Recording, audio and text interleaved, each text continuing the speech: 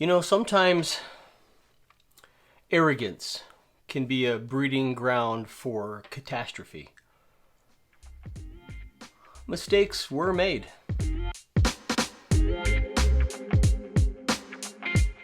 I just got back from an overnight backpacking trip in the Badlands National Forest in South Dakota. Me and my buddy Buckley decided to do a loop that is unmarked. And yes, things got a little dicey there.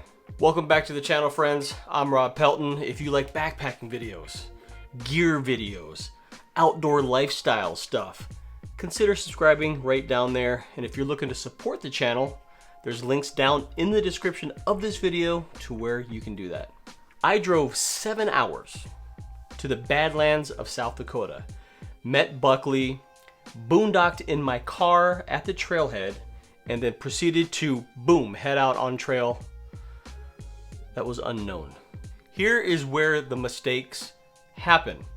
I'm an accomplished backpacker. I've done a lot. I've been to a lot of areas, experienced a lot of different things. I'm very capable and very competent. Now, competent and confidence, like I said, can lead to a lot of mistakes. One thing right off the bat, itinerary, the plan. I failed to leave my itinerary with a family member or with someone close to me, and that's something I usually preach on this channel. But on this one, I figured, it's only an overnight, 23 miles, no big deal. So not only did my family not know where I was, only like 4 people actually knew the general vicinity, the Badlands. Do you know how big the Badlands is? That was mistake number 1, because if we were to get lost and get completely turned around, nobody knew where we were going to be exactly. The one saving grace, I will say, there was a backcountry registration station, so we did leave our info there, and we also listed that we were doing the Sage Creek Loop. So if someone were to come try to find us, that would be at least a starting point, but who knows how many days that would take. We're in the Badlands, it's pre-season, the park isn't fully staffed yet, so it's very, very limited. Mistake number 2 is underestimating how much water was going to be needed. Badlands. You ever been to the Badlands? It's like a desert. There's no water in deserts. I took about 4 liters. Buckley took something very similar, 3 to 4 liters. We started on the hike and we quickly realized that we forgot one of our water bottles. So now we're down 32 ounces of water. Mistake number 3, navigation. We had an app that we followed on a phone. I don't have the downloaded version of AllTrails on my phone. Buckley did, so we used his phone for navigation. Navigation apps take a lot of battery, So we relied heavily on this digital map. That's the mistake. On an unmarked trail, I should have had a compass, I should have had a map. So Buckley's phone was chewing through battery life. So not only the onboard battery, but the battery banks as well. Underestimating the terrain. There were a lot of scrambles, ups and downs. There was a lot of backtracking because we ran into dead ends.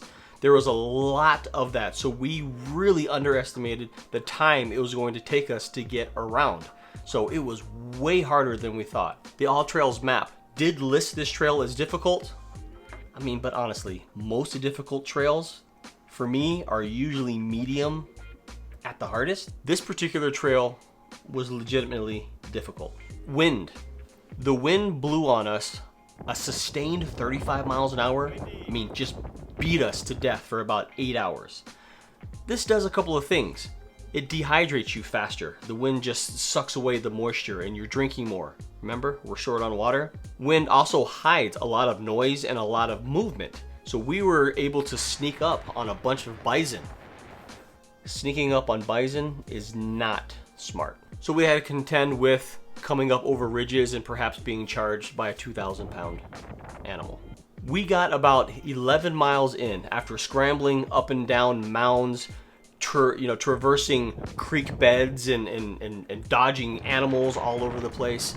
At about 11, 12 miles, and after being just beaten by wind all day, we got to a point where we didn't know if we were gonna run out of water, run out of battery, and potentially get lost. we had a decision to whether do we push on, really buckle down on navigation, do we head back? In the Badlands, you can't just walk straight back. You'll cut yourself off, you'll run into a mound. That's just very, very unsafe. Buckley and I made the decision to buckle down, really pay attention to this map that sometimes led us off course. That was a little frustrating, but we were able to press on. We conserved water, and by 6 p.m., we're talking 8 hours of hiking, we made it 15 miles. We found a spot out of the wind to camp. The wind finally died at 3 o'clock in the morning, and we were able to push on the last 8 miles the next day.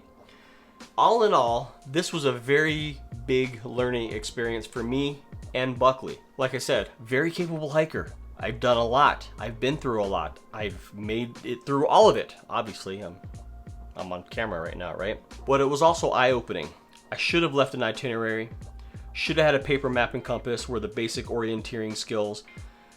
Should have picked a trail that was possibly better marked, because this trail was not marked at all. Should have brought more water, and quite frankly, should have just treated this situation a lot more serious, because it had the potential to be disastrous.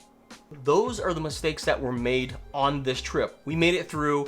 It actually turned out to be a really, really fun trip. That video will be dropping here in just a little while, but don't take anything for granted. If you're gonna go out on an overnight, leave your itinerary with someone, bring plenty of water, backup navigation devices.